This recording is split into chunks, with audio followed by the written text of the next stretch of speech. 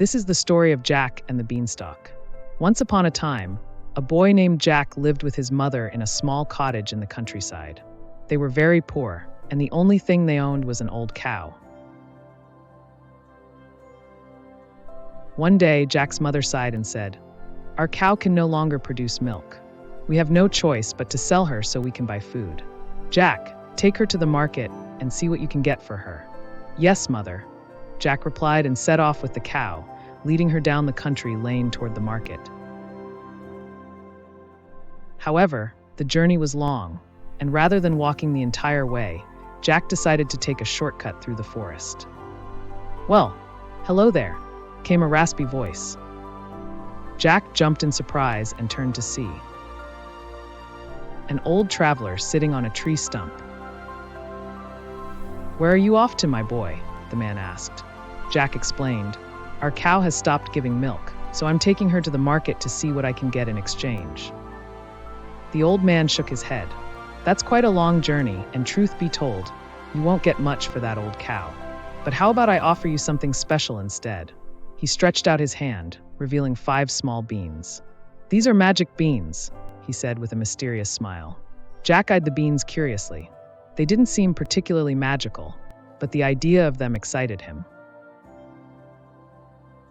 Without much hesitation, he handed over the cow and took the beans, eager to show them to his mother. As soon as Jack stepped through the door, his mother exclaimed, "You're back already? What did you get for our old cow?" Excitedly, Jack held out his hand. "Look, mother, I traded her for 5 magic beans." He expected her to be delighted, but instead, her face turned red with frustration. "Foolish boy," she scolded. "Now we have neither a cow nor any money." In her anger, she grabbed the beans and threw them out the window. Then, without another word, she sent Jack straight to bed.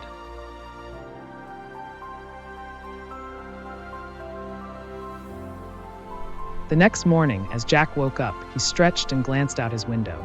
But what he saw made him leap up in shock. "Oh my," he gasped. Right outside their cottage, a massive beanstalk had sprung up overnight. It was so tall that it disappeared into the clouds. Jack, being a naturally curious boy, couldn't resist. Without hesitation, he grabbed hold of the thick vine and began climbing. Still, he climbed, his excitement growing with every step. Eventually, his head broke through the clouds, but the beanstalk didn't stop there. He climbed even further until he spotted something incredible, a winding road resting atop a soft, fluffy cloud. Following the road, Jack soon arrived at a breathtaking sight, an enormous stone castle. By the time he reached its towering gates, his stomach rumbled loudly. Hungry but even more curious, he stepped forward and knocked on the castle's enormous wooden door. Just then, the door creaked open, and Jack found himself staring up at the tallest woman he had ever seen. She was so enormous that she didn't even notice tiny Jack standing below her. "Excuse me," Jack said politely. "I've traveled a long way, and I haven't had anything to eat." The giant woman looked down, surprised to see him. "Oh my, we don't get visitors often," she said. "Come in quickly, but be careful, my husband will be home soon, and if he sees you, he might just have you for breakfast." Jack hesitated, but his hunger got the better of him. He stepped inside and was led into a vast kitchen. The woman placed a plate in front of him, filled with eggs, sausages, toast, and all sorts of delicious food. Jack ate until he was completely full and feeling very content. "That was amazing. Thank you," he said. "I should be heading home now." Jack paused because just then he heard rumbling footsteps that made the castle floor shake. "Oh no," said the giant woman, "my husband is home." Without wasting a second, Jack darted into a nearby cupboard and pulled the door shut just as an enormous figure entered the room. The giant had a long, scraggly beard and a permanent scowl on his face, making him look even more terrifying. The giant took a deep breath and sniffed the air. "Fee-fi, foo-fum, I smell the blood of an Englishman." His wife waved a hand dismissively. "Oh, nonsense. That's just the smell of the eggs and sausages I cooked for breakfast."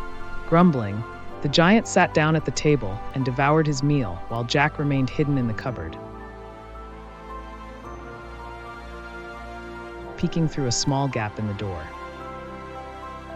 When the giant had finished eating, he leaned back and said, "Bring me my hen." His wife placed a beautiful red hen on the table. Jack watched in amazement as the giant commanded, "Lay." To his utter astonishment, the hen laid a perfect golden egg, solid and gleaming in the light. The giant chuckled in satisfaction before leaving the room with his wife. As soon as they were gone, Jack cautiously stepped out of the cupboard and approached the table. His eyes widened as he gazed at the remarkable hen. But just as he reached out, a tiny voice spoke. "Please help me," the hen whispered. Jack gasped in astonishment. "You can talk?" "Yes," the hen whispered. "That giant is cruel. Every day he makes me lay golden eggs for him. Please take me away from here." Jack couldn't ignore the hen's plea. "All right, but we have to be quick and quiet." Without hesitation, he carefully scooped up the hen and dashed out of the castle.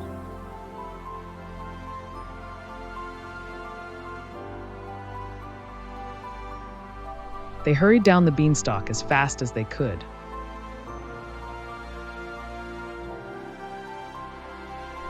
Once they reached the ground safely, the hen looked up at him gratefully. "Thank you. How can I ever repay you?" Jack smiled. "Come live with me. I promise I'll never force you to lay eggs." The hen happily agreed, and when Jack's mother saw the magical talking hen, she was amazed. The hen laid golden eggs whenever she wished, and with its help, Jack and his mother lived a comfortable and joyful life. One day, as Jack was playing outside, he heard a strange sound.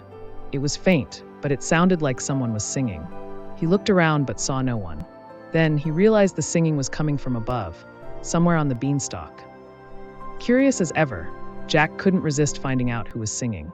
He climbed up the beanstalk once more, higher and higher, until he reached the sky. Following the familiar road in the clouds, he arrived at the enormous castle. Just like before, he knocked on the towering wooden door. The giant woman answered, but this time, her expression wasn't as welcoming. "You must leave at once," she warned.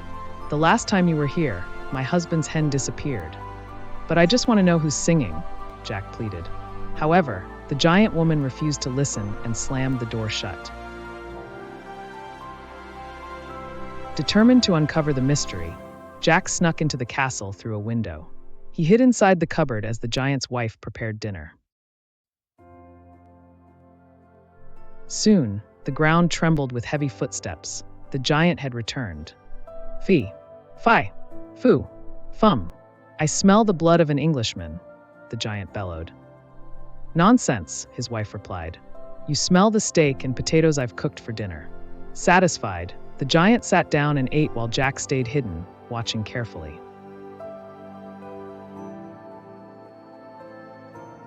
When the meal was over, the giant demanded, "Bring me my harp." The giant woman placed a magnificent golden harp on the table. "Play," the giant commanded. To Jack's amazement, the harp began to strum its own strings and sing a soft, soothing lullaby. Soon, the giant drifted off into a deep sleep, and his wife left the kitchen.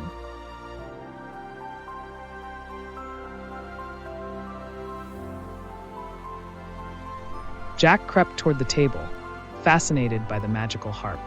As he reached out to touch it, the harp suddenly spoke. "Please help me," it whispered.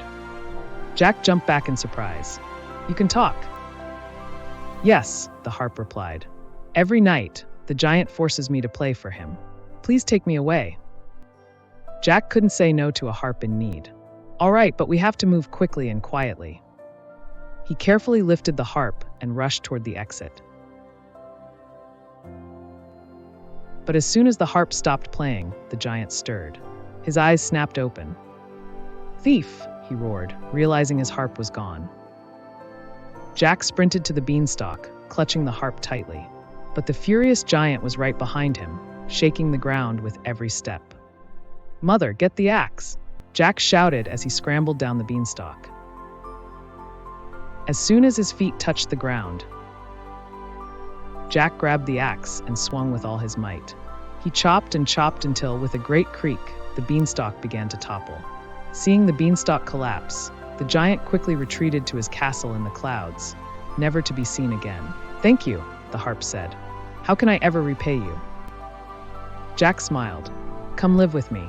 I promise you'll never be forced to play or sing unless you want to." The harp was overjoyed. With the harp's enchanting songs and the hen's golden eggs, Jack and his mother lived happily ever after, never knowing hunger again.